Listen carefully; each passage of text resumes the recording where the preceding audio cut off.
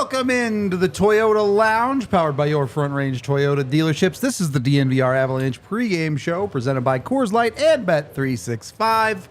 Game 5, the Avs facing elimination. No frills, no fanciness. You just got to win.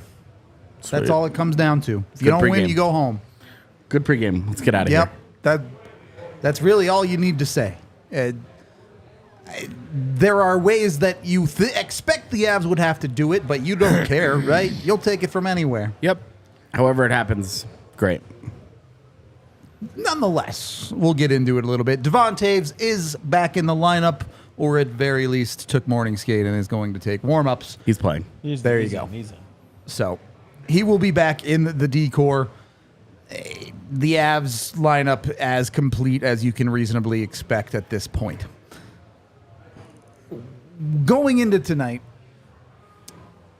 you're on the road. You haven't played all that well, certainly last game, and you've lost the last 3. What's the vibe, Eric? Are you throwing everything out the window, just go play your game, or are there specific things that you're really trying to do well tonight? First of all, they're well coached. They've been coached all year from training camp on. So it's in your brain. It's ingrained in your brain. You're right. Throw it out the window. Because all you need now is just to put your balls on the line and have some passion.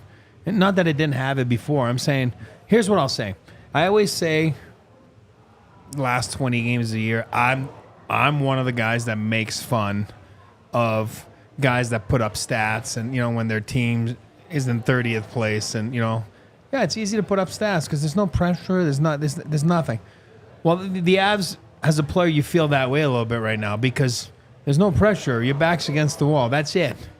The pressure is on the team trying to finish it. Yeah. And it's always been that way. And that's why they always hear that cliche, the fourth game's always the toughest. It's the toughest for a reason because you got the pressure. Do you think the Dallas Stars tonight want to go and lose that game and then tomorrow get on the freaking bird back to they don't. It's such a letdown, and I've been there. It's a letdown because you're like, it's our home fans, and there's a reason why I think they're, 0-3 right now in these playoffs, where in this round at least that teams trying to close it, they're 0-3, Yeah. So it's not easy. And then you're playing for yourself, you're playing for your teammates, you're playing for it's over. And you don't want it to be over because you want to chase that thing still. Last I checked, a lot of teams have come down from 3-1 deficits. I've lost one with the Avs, 97, being up 3-1. Shit happens, you know what I mean? But they're a good team. Put everything aside from last game, and, we'll give them a pass, meaning like it was a weird afternoon and a weird pregame, and next thing you know, they were frozen when the game started. So I do believe that tonight there is no pressure. There is none. You're just getting out there, throw the book out the window, go put your balls on the line, and go freaking do it. For all the chat out there on Twitter and otherwise about how Pete DeBoer is a better coach than Jared Bednar, the Avs team under Bednar against DeBoer has forced Game 7 multiple times against this guy. So this wouldn't exactly be new territory to push it that far. Including the 2020, I guess it wasn't DeBoer, but against the Stars, they took a 3-1 and turned it into Game 7. Yep. And should have won that game, if we're being honest. They choked away that game. Who was in there? Also had Michael Hutchinson. Yeah, that was Michael. That was Michael Hutchinson. Yeah. But that was, everybody remembers Kadri because of what happened next, but the Avs had Kadri, leads with 6 minutes to play in that game. Yeah. Kadri, on the immediate shift after getting the lead, he loses it at the blue line, and Kiviranta scores the second of his goals. That's right. Yep. KV. And then he helps blow the coverage on the overtime winner. Yep. Funny how we remember Kadri now. When you have good times, the bad times don't seem so bad. As long as the good times are the last thing that happen. Yep. That's what you remember. All right. 3 keys. I'm going simple. I mean, could be the last 3 keys of the season. Hopefully it's not, but could be. I do believe before, like we talk about that, I do believe they pull it off. I mean, I feel really confident. I said yesterday, look, I mean, it's a sealed envelope. It's a sealed envelope. So you'll see what's going to happen here in the next 3 days. The rest of that series. So you guys can open when it's done. But relax, it's going to be good tonight. They're going to be good. They're going to come out flying. Why do I say that? You got the three of the best players in the world, and you would wage your house that they will show up, right? You know what I mean? So at some point, we were just talking about it with AJ, like the dry spell, a little bit of 3 games now, maybe it's time to, it's due to turn. Always has turned and needs to turn tonight. My keys are simple. I mean, I honestly, I just went with heart, passion, and intensity. That's simple. Throw everything out the window. You know how to play. I didn't say go out there with, run around like a chicken with your head cut off. That's not what I'm saying. I'm saying follow what you've been told, follow what you've been taught this year.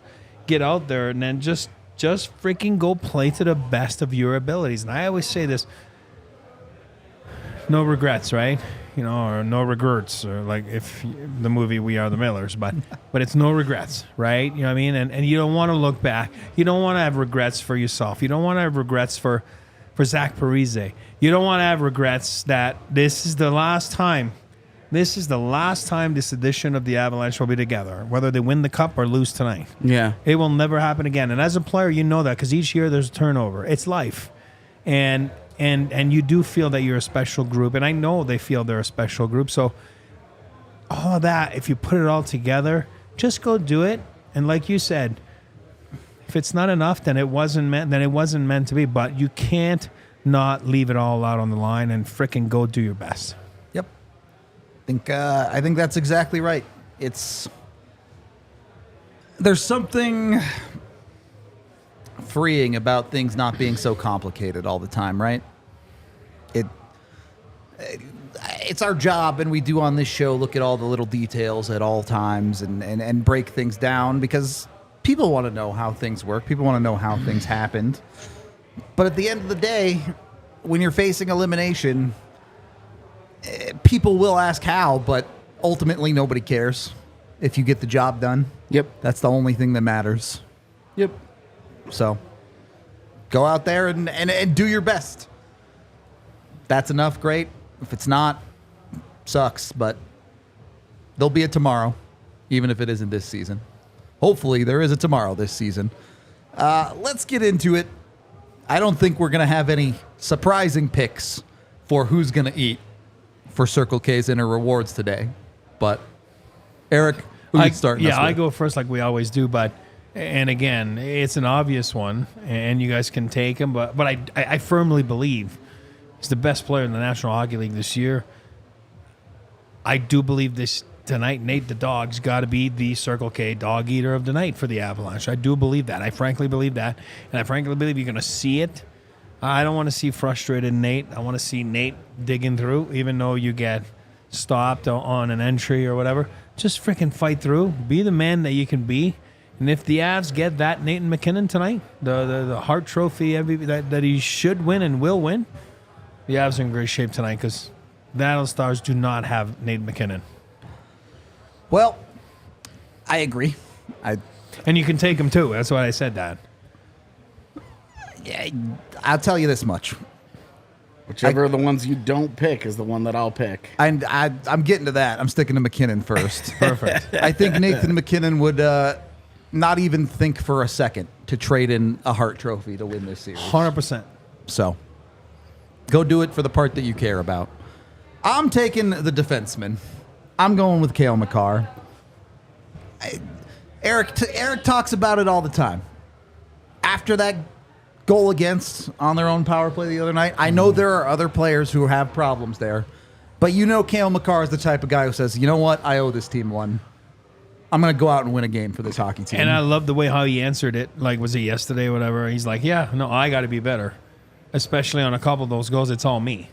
I like when guys own up to him. Yep. And he's not saying this for the press or whatever it is. He's saying it because he's a humble freaking athlete. And he knows when he's great and he knows when he's not. Right now, you're seeing, like, graphics and on TV shows about, the series that, Miro Heiskanen has been better in Kelmar. It's true. He's been better. Heiskanen's been better in those 4 games. Does that mean he's better playing Cale Makar? No. But in those 4 games, he's been better. Nate, he's outplayed him. He's outplayed him. And Heiskanen, we all love him too. I just think that Makar is a better player. And for all the reasons, I haven't seen Heiskanen win Conn Smythe. I haven't seen him win a Norris. I haven't seen him, So Kale's in class of his. But in those 4 games, he has been outplayed. Yep. And when we always say that he plays great against Fox, he plays great against Hughes, he plays great again, it's time right now to play great against Heiskanen because if you don't, there won't be another game, right? Yep. So I totally agree with that. Yep. One of those dudes got called one of the greatest defensemen in NHL history by Wayne Gretzky on our show not too long ago, and it wasn't Miro Heiskanen. So NBD. Go be that guy, Kale. AJ, take the last one. I guess I have to take Nico. I would say he's the one who has the biggest ceiling for improvement. Yeah, he certainly has, I think, the biggest gap between who he's been in this series and who He can be. he is expected to be Yeah. on a regular basis. So there is no argument in my mind. Mikko Rantanen's been bad in the series. Yep. At times, horrible. Yep. He goes out and has a great game. Their chances of winning go way up. All 3 of these guys. Way up. And a lot of the success for these 3 guys is tied to each other. Of course. I don't know that the MacKinnon line is going to play without Cale Makar in this game. He's just might as well. Cale Makar and Devon Taves might as well be the 4th and 5th guys on the line the way that they're going to get deployed tonight. Oh, they're playing 30 Over minutes. the history of this core and Jared Bednar's career, when the chips are down, you smash those dudes together and you go get it. Just let it ride. Yep. They're playing 30 minutes. Yeah. Funnily enough that you mentioned that, first of all, this was our Inner Circle rewards from Circle K. Go get yourself signed up with that QR code on screen. Get 25 cents off a gallon on your first 5 fill-ups and amazing game day snack deals every day, including 69-cent Polar Pops of any size. You mentioned their time on ice. Jared Bednar talked about that in his morning skate presser. So let's hear from Jared on that one.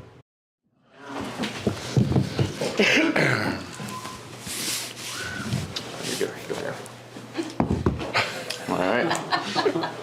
Gotta get that up there. Go ahead, Kyle. Jared, closeout game. I'm just curious from a coaching perspective, do you approach games like this differently? Do you try to maintain the same style, the same intentions in every game, or is it in the back of your head that, well, if we lose this one, it's over?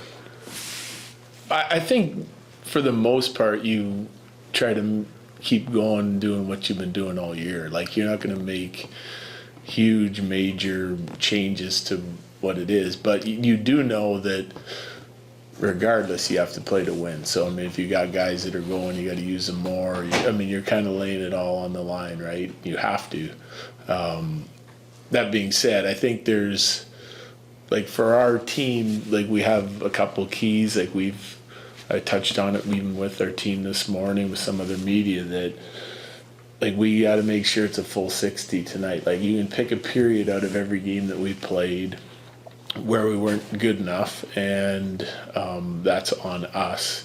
Dallas is making it difficult on us in a lot of different areas, but a full 60 minutes is the first key to success for tonight. And I think we're capable of playing better than we've played throughout the course of this series, especially for a full 60 minutes, and we'll need that tonight, and we'll make the adjustments as far as making sure we're doing everything we can to win as the game goes on. Tracy. We saw Von Taves out there. Is he Yeah. good to go then? He is, tonight? yeah. Eric.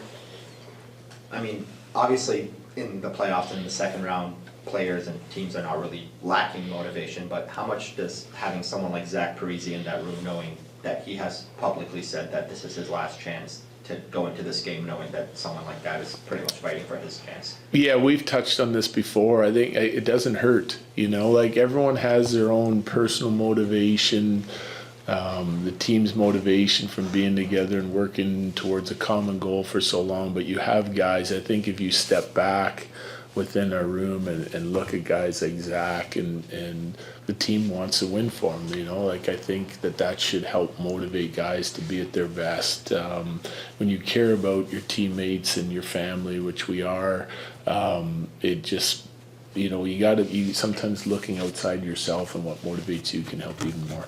Go over here to Evan. Last game, Kale said guys seemed a little nervous on the ice to him. Did you sense that kind of going into that game, and do you feel like maybe they were a little bit more relaxed today? Yeah, I didn't feel it going into the game, but just from watching, like last game, the period that I didn't like was the first period, right? And obviously we got badly outchanced, and I used the term, it looked like we were frozen out there, like we weren't jumping with any sort of aggression. We just not skating with the puck. I don't know, just trying to be too safe, whatever it was. I'm sure it will be different tonight because now you've got nothing to lose now, right? You're going to go put your best foot forward and play as hard as you can and execute the best you can. And you know, it's become more and more clear as the series goes on. You can't take a period off against the Dallas Stars. You're not going to win. So they understand that. I sense we're a little more loose today, though. Yeah. Here. Jared, I'm sure you have a sense of the kind of minutes that Nate and Kale should play to be at their best, but when your season's on the line, I mean, you throw sort of goes out the window. Yeah. I mean, yeah. But you know, I mean. Yeah, and like, you know, we've heard this for years that like we ride our top guys too much and too hard, and but we have that set number that we go to all the time and they've played at for 8 years in a row, and it's in the 22-minute mark for the forwards, and Kale and those guys are 25 and 26, and they maintain their game through a course of 82 games, and you know they're actually getting more rest in the playoffs than they are in regular season. It's certainly a tougher game and harder to find ice, but like we've had pretty good balance with our minutes throughout the course of the series, and our guys feel good and feel rested. We're in constant communication with them, but no question, you know, touching on what Kyle said, it's like we're going to do whatever we got to do with the minutes tonight and try to survive and go again. Yeah. Justin. Look, the messaging has been the same from pretty much everyone in the Avs organization. They know they're capable of playing better. They just have to go out and do it. Life's not that complicated sometimes. And I think that's all you can really ask from the Avs. Show some life. It's the bounces, the things out of your control are things out of your control. If you're Colorado, those things either go your way or they don't. You can't let them get to you either way. You have to go out and play to the best of your ability. If that's good enough, we'll see you on Friday. If that's not good enough, you're done. But to that point, saying to play to the best of your ability, here's what I think, and I know you guys think the same thing, but first 3 games, forget about leads and who had the lead. We all know the Avs haven't had a lead not for 1 second in this freaking series, right? What I'm saying is, but the Avs have been the better of the 2 teams for a majority of those 3 games. Forget about last game. They got freaking outplayed, outclassed. They were awful for all the reasons. But you still haven't seen their best game. When you're talking about being to the best of their ability, you haven't seen it yet. I don't even think you've seen particularly close to it, to be honest. There you go. So I do believe they come out like gangbusters tonight, and I do believe that they play to the best of their capabilities. Whatever happens, happens. But if they do that, strong chance they come out on top. Yeah. I don't think it's that complicated. Let's get to our bets.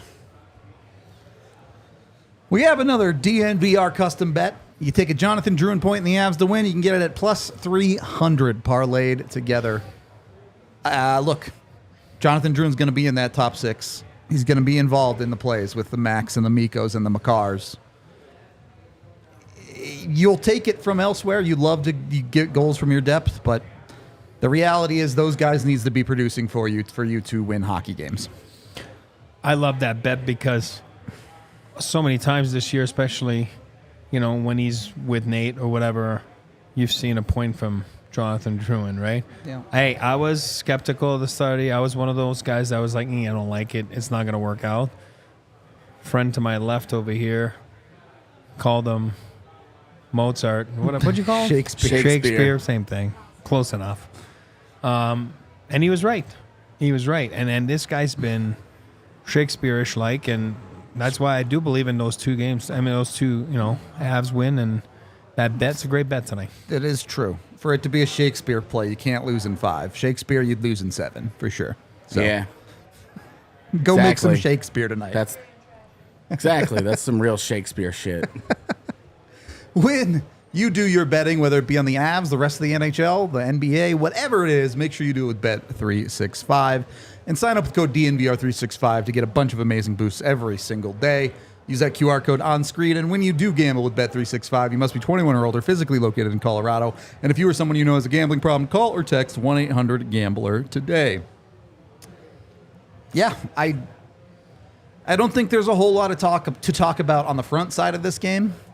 I think there will be a lot to talk about on the back end of this game, no matter what happens. Yep. So I guess we'll leave it there. We do have a watch along coming your way, so be sure to tune into that if you want to watch the game with us. And at the very least, tune in into the post game where we'll break down either what's going to happen on the way to Game 6 or the Avs season being over. We hope to see you there. We'll talk to you in a few minutes. We all silly like the mayor.